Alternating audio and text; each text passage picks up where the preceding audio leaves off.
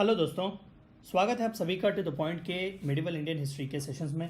हमने already 8 chapters ख़त्म किए हुए हैं। मैं आपसे रेकमेंड करूंगा कि पहले आप जाकर वो 8 चैप्टर्स देखें ताकि आप भी उस टाइमलाइन को फॉलो कर सकें जिस हिस्टोरिकल टाइमलाइन को हम फॉलो कर रहे हैं। हमने 8th चैप्टर में द भक्ति मूवमेंट के बारे में देखा। हमने देखा कि किस तरीके से सूफी सेंट्स और फिर जितने भी रिलीजियस सेंट्स थे वो बहुत ही फ्लरिश कर रहे थे। हमने देखा कि किस तरीके से स्पिरिचुअल अवेकनिंग हो रहा था हिंदुस्तान में। और अगर आपको याद हो, जब हमने दिल्ली सल्तनत 6th चैप्टर में दिल्ली सुल्तनत द सेकंड पार्ट जब हमने देखा तो देखा कि आखिर में बाबर जो है वो हिंदुस्तान को जीतते हैं और मुगल डायनेस्टी को इस्टेब्लिश करते हैं, इंडीड मुगल एम्पायर को इस्टेब्लिश करते हैं। तो आज के इस सेशन में, आज के इस वीडियो में हम उन्हीं मुगल्स के किंग्स और एम्पायर्स के बारे में बात करेंगे, उनके लीनियज के बारे में बात करेंगे, उनके ओरिजिन के बारे में बात करेंगे और कितने प्रोमिनेंट रूलर से हम उनके बारे में बात करेंगे। तो आइए आज का चैप्टर शुरू करते हैं, the birth of new glory. तो आइए सबसे पहले मुगल डायनेस्टी के ओरिजिन के बारे में बात करते हैं। The Mughals originated in Central Asia and were descended from the Mongol ruler Genghis Khan and Timur the great conqueror of Asia. आप स्कल्पचर देख सकते हैं, ये तैमूर की है। हमने दिल्ली सल्तनत के बारे में जब पढ़ा था तो हमने देखा था कि इन 14th सेंचुरी तैमूर जो है वो दिल्ली को सैक करते हैं। तो मुगल्स जो थे वो दोनों लीनिएज को ट्रेस करते थे, यानी कि बाबर के मदर साइड जो है वो जंगिस खान यानी कि मंगोलियंस का लीनिएज ट्रेस होता है और उनके फादर साइड जो है वो तैमूर का लीनिएज ट्रेस होता है। तो मुगल्स का ओरिजिनेशन भले ही सेंट्रल एशिया हो, वो दोनों ग्रेट डायनेस्टी से अपना लीनिएज ट्रेस करते हैं। The first quarter of 16th century saw emergence of Mughals in India, which heralded a new era of overall development and growth. हमने जब गुप्तास के बारे में बात किया तो हमने ये कहा था कि इस तरीके की एडमिनिस्ट्रेशन, सेंट्रलाइज्ड पॉलिटी और फिर कल्चरल और ट्रेडिशनल एनरिचमेंट अगर हिंदुस्तान को फ्यूचर में मिलता है तो वो सिर्फ मुगल्स में मिलता है। तो actually the era of Mughals saw an emergence of new contribution and phenomenal growth of India.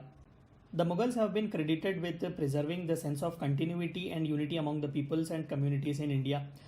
भले ही इनका एस्टेब्लिशमेंट एक इन्वेजन की तरह हुआ हो, इनके टेरिटोरियल एक्सपेंशन बहुत ही अग्रेसिव हुआ करते थे, लेकिन ये बहुत ही एक टॉलरेंस की पॉलिसी और लव की पॉलिसी फॉलो किया करते थे। ज़्यादातर इनके रिलेशंस राजपूत और आसपास के जितने भी कन्फेडरेसीज होते थे उनसे बहुत ही पीसफुल होते थे। तो उन्होंने एक सेंस ऑफ कंटिन्यूटी और यूनिटी बढ़ा कर रखा था हिंदुस्तान में, और खासकर उनकी रिलीजियस पॉलिसी बहुत ही सेक्युलर हुआ करती थी, accept in few cases like Aurangzeb.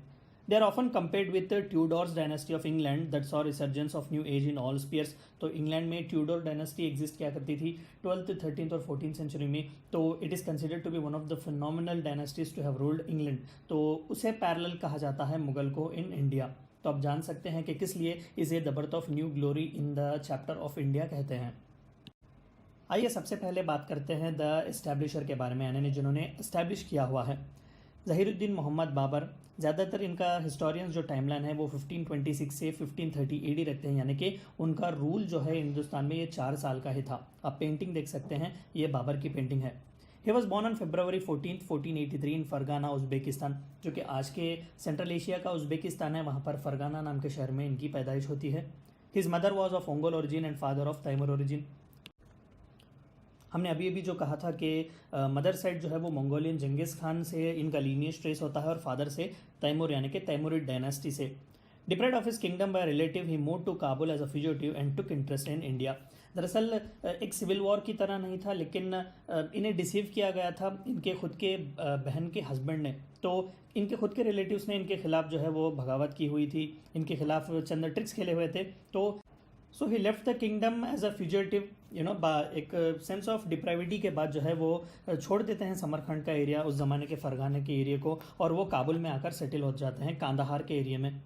In 1526 AD the battle of Panipat against Ibrahim Lodi paved way for the establishment of Mughals in India. हमने दिल्ली सल्तनत के बारे में जब बात किया तो हमने लोडी डायनेस्टी के बारे में बात किया था। आखिरी जो लोडी डायनेस्टी के रूलर थे इब्राहिम लोडी, तो उन्हें हराकर बाबर ने जो है पानीपत द फर्स्ट की लड़ाई में हिंदुस्तान में मुगल डायनेस्टी को एस्टैब्लिश किया हुआ था। Later victory over Rana Sanga of Mewar in Battle of Kanwa in 1527 AD near Agra made him supreme. दरअसल अगर आपको याद हो तो दिल्ली सल्तनत में भी हमने पढ़ा था कि it was very Rana Sanga who invited Babur to come and invade. एक सिविल वॉर जो था वो इब्राहिम लोडी के टाइम फ्रेम में दिल्ली में हुआ था। तो राणा संगा को लगा कि this was the best time to invite Babur. तो बाबर यहाँ आने के बाद दिल्ली में अपनी सल्तनत तो इस्टेब्लिश करते हैं, मुगल डायनेस्टी, लेकिन वो राणा संगा को भी हरा देते हैं। उस वक्त के सबसे बड़े कंटेंडर थे राणा संगा। आप पोर्ट्रेट देख सकते हैं, ये राणा संगा की है। तो सबसे पावरफुल रिप्रेजेंटेशन थे उस वक्त राजपूत डायनेस्टी के। तो इन्हें हराकर बाबर ने खुद को सुप्रीम बना लिया था इंडियन लैंड्स में। Defeated Afghans under Mohammad Lodi in 1529 AD and consolidated the Bihar area. तो इब्राहिम लोडी को हराने के बाद उनके कई रिश्तेदार जो है वो रेबल्स करते रहते थे। तो ज़्यादातर बंगाल के बिहार के एरिया में जो है मोहम्मद लोडी अपने चंद अफगानी लीडर्स और ट्राइब्समैन के साथ जो है रेबल करने की कोशिश करते हैं, लेकिन बाबर उन्हें भी हराते हैं और बिहार तक के एरिया को जो है वो एनेक्स कर लेते हैं। तो उनकी मौत नेचुरल थी, ऐसा नहीं था कि किसी बैटल में उनकी मौत हुई थी। तो 1530 में उनकी मौत होती है और उन्हें काबुल, आज के अफगानिस्तान में दफन किया जाता है। His memoir is Tuzuk e Baburi and was a devout follower of Naqshbandiya order. हमने जब सूफी सेंट्स के बारे में, भक्ति मूवमेंट में बात किया, तो हमने बात किया कि Naqshbandiya order was one of the prominent silsilas in India. तो he was an adherent follower of this and Tuzuk e Baburi was his memoir, यानी कि उनकी ऑटोबायोग्राफी थी। आइए द सेकेंड वन, जो सेकेंड ग्रेटेस्ट मुगल जिन्हें कहा जाता है, उनके बारे में बात करते हैं, जो है Humayun. His full name was Nasiruddin Mohammad Humayun और उनका कार्यकाल जो था वो 1530 से लेकर 1556 AD तक था। लेकिन इतना प्रोलॉन्ग्ड उनका रूल नहीं था। हम आगे के स्लाइड में इसके बारे में बात करेंगे। आप पोर्ट्रेट देख सकते हैं, ये हुमायूं की पोर्ट्रेट है। He succeeded his father and divided empire amongst 3 half brothers as per Turco Mangal custom. तो उनके फादर के देहांत के बाद 1530 में he succeeds the throne of Delhi and he divides his empire into 3 parts, जो कि उनके हाफ ब्रदर्स थे। तो उनमें उन्होंने as per Turkish Mongol custom उन्होंने डिवाइड किया हुआ था। They were sent as governors. Kingdom given from Babur was still unstable and constant threat existed from neighbours. हमने पिछले ही स्लाइड में देखा कि मोहम्मद लोडी ने रेबल किया हुआ था। तो जितने भी लोडी डायनेस्टी के चंद रिलेटिव्स जो बाकी थे वो प्रॉब्लम्स क्रिएट कर रहे थे बिहार, बंगाल के एरिया से, कांदाहार के एरिया से। तो अभी पूरा किंगडम जो था वो स्टेबल नहीं था। तो there was a huge responsibility on Humayun that he looks after this. Nowhere was he near to his father. He faced stiff resistance in maintaining law and order and rebels by brothers. कई historians का मानना है कि as a warrior he was flawless, यानी कि individual battle में वो बहुत ही बेहतर थे। But as a king somewhere he failed, क्योंकि उनके हाफ ब्रदर्स रेबल कर रहे थे थ्रोन के लिए, दिल्ली के लिए। तो वो उसे ज़्यादातर ठीक तरीके से मेंटेन ना कर पाए और कांस्टेंट स्टिफ कंपटीशन भी रहा करता था राजपूत डायनेस्टी से। लोडीज के रिलेटिव जितने भी बचे थे, अफगान ट्राइब्समैन थे, तो इन सभी को कंट्रोल करना it was literally not something which Humayun could have done. शेर Khan, an ambitious noble from Sasaram, Bihar, proved deadly and sent him to exile in Iran in Battle of Chausa 1539 AD। तो दरअसल बिहार के area में जो है वो सूर डायनेस्टी यानी कि अफगान नोबल्स चंद हुआ करते थे जो रूल करते थे। तो हुमायूं का लगा कि why not I my self March and win over them. तो यहाँ पर कहीं ना कहीं एक बहुत ही पावरफुल नोबलमैन हुआ करते थे जिनका नाम शेर खान था। तो इन्होंने बैटल ऑफ चौसा में हराया हुआ था हुमायूं को and Humayun was sent into exile. वो ईरान चले जाते हैं।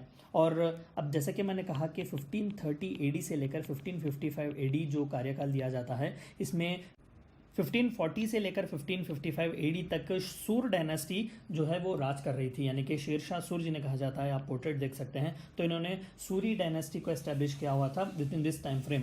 तो लिटरली हुमायूं को बहुत से दिन एग्जाइल में रहना पड़ा, कई बार वो माइग्रेट भी किया करते थे। तो आखिर में जब एंड ऑफ द सूर डायनेस्टी यानी कि मुगल सल्तनत को कंट्रोल करने वाले बीच में चंद ईयर्स जो थे वो सूरी डायनेस्टी बहुत ही प्रोमिनेंट थी। तो इस सूर डायनेस्टी के आखिरी कार्यकाल में चंद वीकनेस की वजह से हुमायूं को लगता है कि this is the time to take back India. So in 1554 AD with help of Safavid Shah जो कि ईरान के शाह हुआ करते थे, he won back India and he died falling from library steps in an accident in 1555 AD। तो हिंदुस्तान को जीतने के एक साल बाद ही जो है एक एक्सीडेंट में मीनार पर से वो नीचे गिर जाते हैं, जो कि लाइब्रेरी ऊपर के एरिया में हुआ करती थी। तो स्टेप्स पर से गिर जाने से उनकी मौत होती है।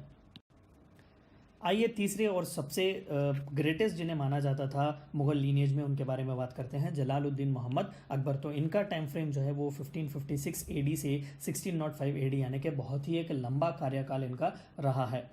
बेरली 13 years old ही ascended throne with his regent Bairam Khan. हमने कई बार इसके बारे में भी सुना होगा। बैरम खान जो थे उनके केयर टेकर हुआ करते थे because he was barely 13 years when Humayun died.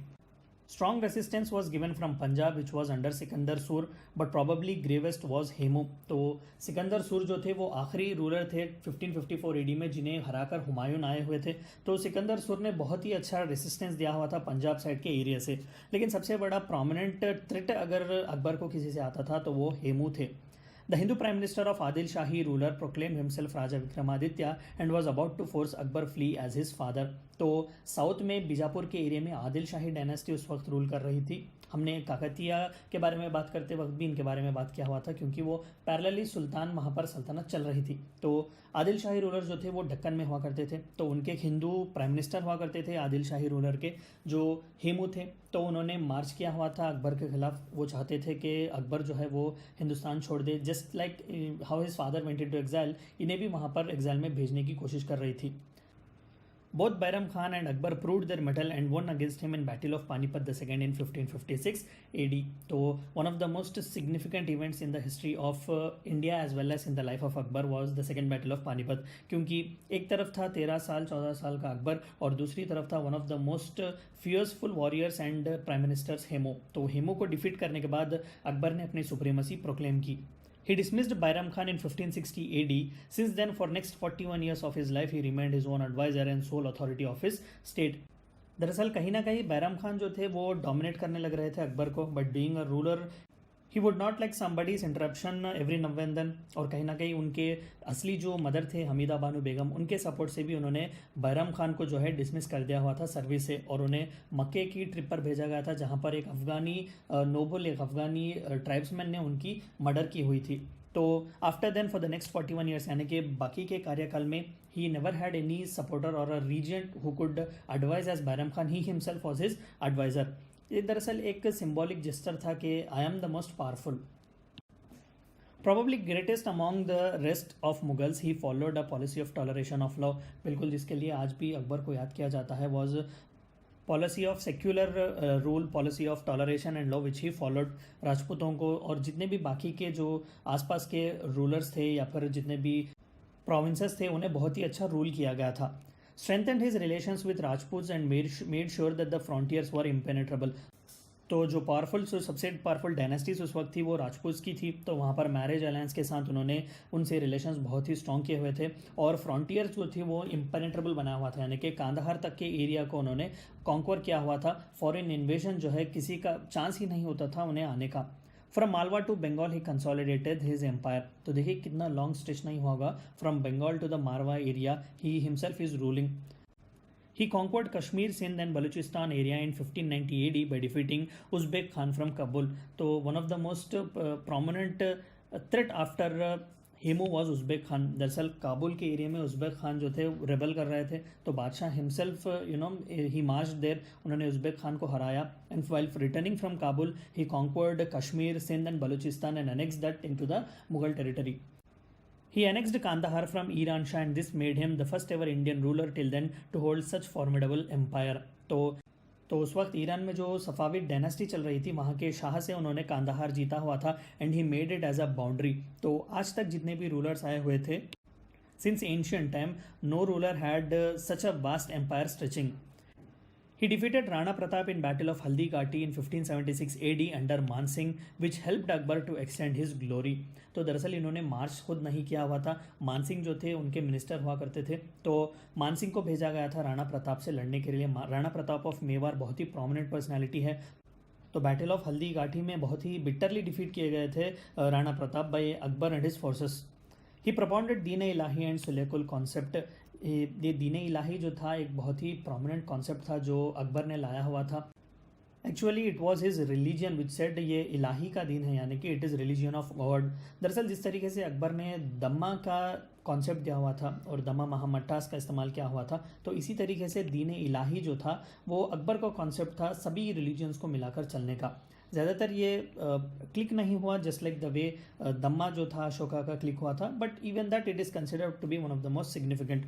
सुलह कुल जो कॉन्सेप्ट था वो ये कहता था कि every religion should be together and every one और together and we shall not fight against each other, यानी कि टॉलरेंस को लेकर ज़्यादातर जातिवाद या फिर किस तरीके से कम्युनल डिस्कॉर्ड जो था उसे कम करने के लिए सुलह कुल का कॉन्सेप्ट दिया गया था। हम अकबर के बारे में और भी बात करेंगे जब हम अगले चैप्टर में Mughals the mighty Mughals second में जब हम इनके बारे में रेवेन्यू के रिफॉर्म्स, एडमिनिस्ट्रेटिव रिफॉर्म्स, इन्होंने क्या क्या कंट्रीब्यूशन दिया हुआ है, हम इनके बारे में वहाँ पर भी बात करेंगे।